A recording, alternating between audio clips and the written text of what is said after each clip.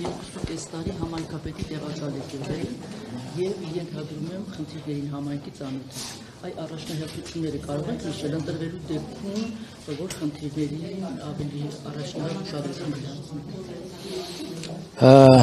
Ես խնդիրները ըստ էության բաժանում եմ երկու մասի՝ նյութական եւ ոչ նյութական խնդիրներ։ Նյութական խնդիրները դրանք այն ամեն ինչն են, ինչը որ ենթակառուցվածքների բարելավման է վերաբերում, բայց ինձ համար ավելի կարևոր նշանակություն ունեցող խնդիրներ կան ոչ նյութական, որը որ փոխըմբռնման միջավայրը ստեղծելն է եւ վախի մթնոլորտը մեր համայնքից արմատախիլ անելն է։ Տարբեր ուժերից, հանցավոր եւ ոչ հանցավոր, ռեսուրսային եւ ոչ ռեսուրսային։ Բայց արտահերտ ընտրությունների գնացից հենց հանցավորության մեջ այսպես խառնված լինելու պատճառով չէ, որովհետև համայնքի ղեկավարը ներկա գտնվեց մի սպանության, որից հետո տեղի ունեցավ մանդատը վայր դրեց եւ արտահերտ ընտրությունների գնացից։ Մանդատը վայր չի դրել։ Հրաժարական է դրել։ Այո։ Մանդատը ավականու մանդատն է, իսկ համայնքի ղեկավարից հրաժարվելը դա ուրիշ բան է։ Եվ ինչ ակնկալում Իհարկե, որտեվ ես միակ այլ ընտրանքն եմ, որը ապահովում է համայնքում բալանսավորված կառավարումը։ Ես չեմ հարում որևէ քաղաքական կամ կլանային ուժի եւ հետեւաբար եւ ժողովրդի այլ ընտրանքն եմ, որը որ բալանս եւ եղբայրություն է ապահովելու մեր համայնքին։ Իսկ միավորվելու, ասենք ավելի շատ ձայներ հավատացուցակցանը միավորվելու այսպես։ Ես որևէ մեկին միավորվելու պարտավորություն եւ ցանկություն չունեմ։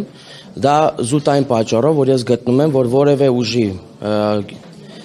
առավելության դեպքում մեր համայնքում սպանությունները շարունակվելու են։ Այդ իսկ պատճառով ես միակ այլընտրանքային ուժն եմ, որը որ ապահովելու մեր համայնքում բալանսավորված կառավարում, խելացի կառավարում եւ գրագետ արդյունքների ակնկալում։ Կայունություն կուսակցությունը քանի հոգանոց ցուցակ է ներկայացրել։ 38 հոգանոց։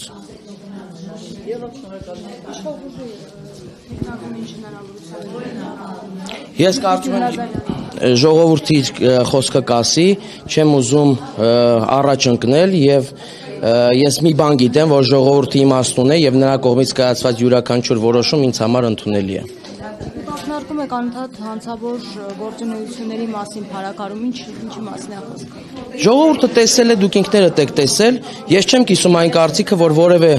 հանցագործության մեջ թաթախված անձ իրավունք ունի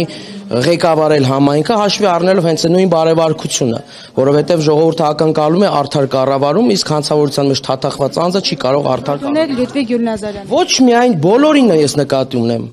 բոլորին, ովքեր որ այս կամ այն կերպ կապված են հանցավոր գործունեության հետ։ Պարոն Սարբեկյան, 5 տարի պետք է պաշտոնավարումը կիսվել է ձեր մոտ 2.5-ական ռոտացիայով, չէ՞։ Առաջին 2.5 տարում Դավիթ Մենասյանը երբ պաշտոնավարեց, իր նկատմամբ քրեական վարույթ նախաձեռնվեց, չէ՞, պաշտոնական դիրքի չարաշահում կար նման բան։ Հետո դրան հաջորդեց Գյուլնազարյանը, որը արդեն ասեցին խառնված էր սպանության գործի մեջ։ Դուք հանցավորությունների մասին եք նշում, մինչդեռ երկու դեպքում էլ մենք գործ ունենք այս դրանց հետ։ Իսկ ես ինչի դեմ եմ պայքարում։ Ես պայքարում եմ նրա դեմ, որ համայնքը ղեկավարի հանցավորության մեջ չթաթախված անձ։ Դուք այսինքն։ Այո։